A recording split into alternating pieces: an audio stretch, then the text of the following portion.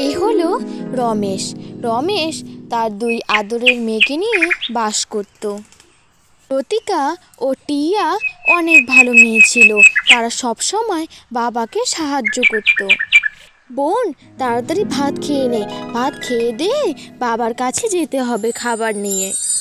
দিদি, তুই খাবি না? না বোন, বাবা এখনো খায়নি, বাবা আর আমি একসঙ্গে খাবো।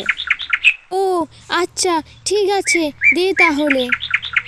টিয়ার খাওয়া হয়ে গেলে মাঠে যাওয়ার জন্য লতিকা আর টিয়া রওনা দেয়। জানিস বোন, বাবা আমাদের জন্য অনেক কিছু করেছে।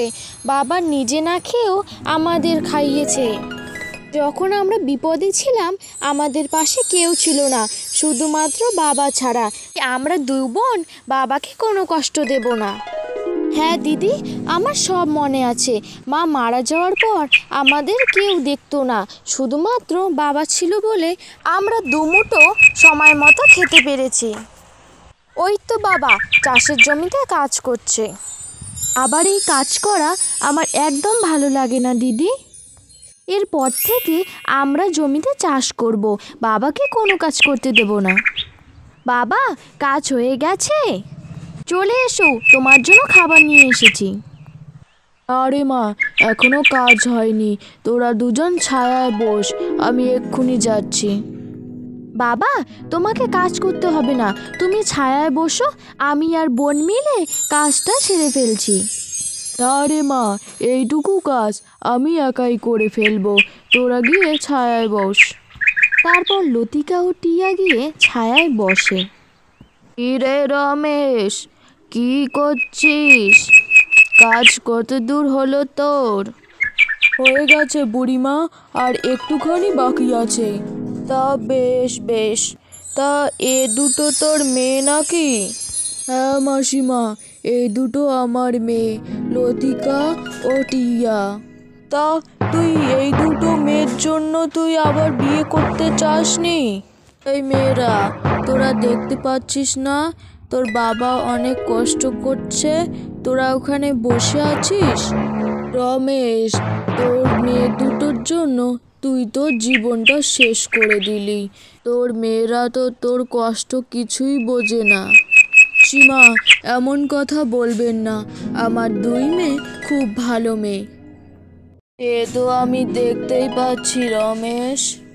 বাবা, ঠাকুমা তো ঠিক কথাই বলেছে, তুমি আসো তো, তুমি এসে ছায়ায় বসো, আমরা দুই বোন মিলে কাজ করে দিচ্ছি। নে, এত করার পরে একটু বুদ্ধি হলো, যাও যাও, কাজ করো দুজনে মিলে। কথাগুলো বলে বুড়ি সেখান থেকে চলে যায়। রমেশ খেয়ে দিয়ে আরাম করতে থাকে আর লতিকা টিয়া জমির সব কাজ করতে থাকে। এখানে লতিকা টিয়ার কাকিমা চলে আসে। দেখো রমেশদার কাণ্ড, নিজে নাক ডেকে ঘুমাচ্ছে আর দুই মেয়েকে দিয়ে কাজ করিয়ে নিচ্ছে। ওদের ব্যাপার, আমি এখানে কি বলবো। যাই বাবা, আমার অনেক কাজ আছে। যখন বাড়িতে থাকতো না, রমেশের দুই মেয়ে আশেপাশের সবাই কাজ করিয়ে নিত। লতিকা, মা আমার, আমি একটু শহরে যাচ্ছি, বিকেলবেলা আমার বাড়িতে গিয়ে আমাদের বাড়িতে একটু কাজ করে দিয়ে আসিস তো। কাকিমা, আমাদের বাড়িতে অনেক কাজ পড়ে আছে, আমি যেতে পারবো না গো। ও, তোকে একটা কাজের কথা বললে তুই পারবি না? হ্যাঁ, আরেকবার আমাদের বাড়িতে নুন তেল আনতে যাস, তোর আমি পা ভেঙে দেবো। আচ্ছা কাকি, তুমি রাগ করো না, আমি যাব। হ্যাঁ সোনা লতিকা মা, যাস, আমি একটুকু রাগ করিনি। লতিকা টিয়ার বিয়ের বয়স হয়ে গেছে, তার বাবার মাথায় এখন অনেক চিন্তা। লতিকার বাবা লতিকাকে কলকাতার এক ধনী ছেলের সঙ্গে বিয়ে দিয়ে দেয় এবং লতিকা সেখানে সুখে শান্তিতে বাস করতে থাকে। কয়দিন পর টিয়ারও বিয়ে ঠিক হয়ে যায়।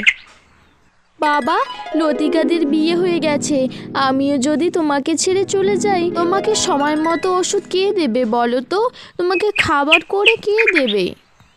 আমি তোমার সাথে এখানেই থাকবো বাবা, আমি কোথাও যাব না।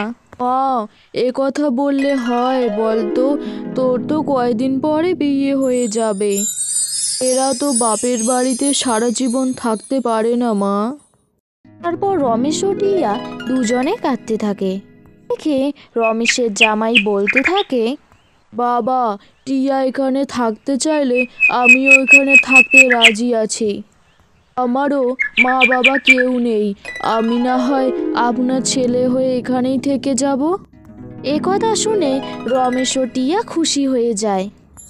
বাবা, তুমি শুনতে পারলে তোমার জামাই কি বলল? আজ থেকে আমরা এখানে থাকবো বাবা। হ্যাঁ মা, আজ থেকে তোমরা এখানেই থাকবে।